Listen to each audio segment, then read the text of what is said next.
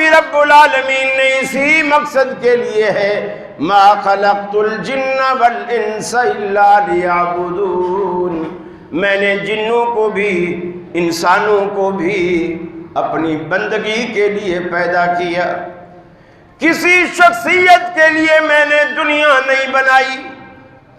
جیسے جہلا کہتے ہیں، مشرکین طبقہ کہتا ہے، بدعتی طبقہ بھی کہتا ہے دنیا تو حضور کے لیے بنائی ہے، اگر حضور نہ ہوتے تو دنیا نہ ہوتی۔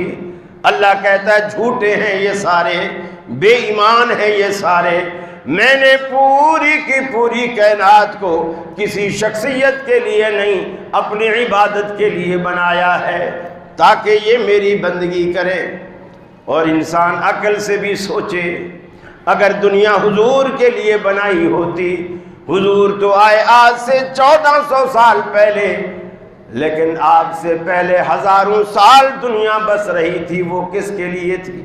سوچے انسان، وہ کس کے لیے تھی؟ چلو عقل سے لوگ کچھ یوں جواب دیتے ہیں کہ میاں جب کسی مہمان نے آنا ہوتا ہے، جس کے لیے محفل سجائی جاتی ہے، تو انتظامات تو اس سے پہلے کیے جاتے ہیں۔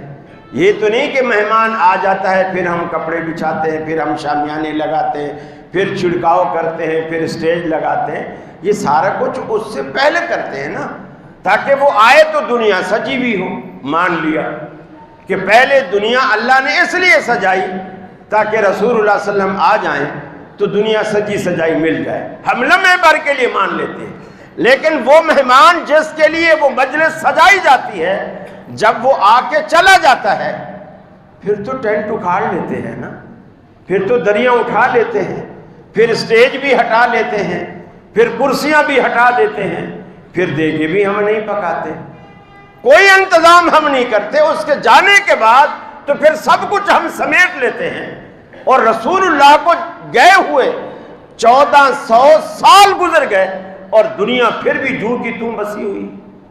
پھر کیوں بسی ہوئی؟ پہلے تو چلو فلسفہ تھا کہ مہمان کے آنے سے پہلے گھر کی صفائی کی جاتی ہے، سمجھ لیا، چلو مان لیا، لیکن اس کے جانے کے بعد دنیا پہلے سے بھی زیادہ خوبصورت بن چکی ہے۔ رسول اللہ کے زمانے میں ہوائی جہازوں کی سہولت نہیں تھی، گاڑیوں کی سہولت نہیں تھی، یہ پنکھے جو اے سی جو آپ کو کچھ کرنا ہی نہیں پڑتا۔ پھر ایک دور یہ تھا کہ ہم اٹھ کے دیوار کے پاس جاتے تھے، بٹن دباتے تھے، اس سے بھی آدمی تنگ ہوتا تھا، یار نیند اچھی آئی ہوئی ہے اور گرمی بھی لگ رہی ہے، پنکھے کا بٹن ادھر دیوار پہ لگا ہوا، کون جا کے دبائے؟ اب سرانے کے ساتھ ریموٹ رکھ لیتا ہے۔ اتنی خوبصورت دنیا ہو گئی ہے کہ رسول اللہ صلی اللہ علیہ وسلم کے زمانے میں اس کا 1000واں حصہ بھی نہیں تھا۔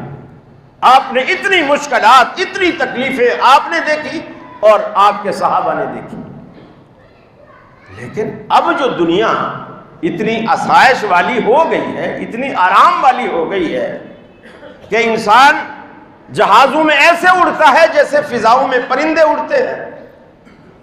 پھر ایک ایک انسان الگ نہیں، 400 500 بندہ بڑے جمبو جہازوں میں بیٹھ کر سعودی عرب جا رہا ہے، وہاں سے واپس آ رہا ہے۔ کتنی سہولتیں! اللہ کے رسول کے زمانے میں ان سواریوں کا تصور بھی نہیں تھا، پھر یہ دنیا کیوں آباد؟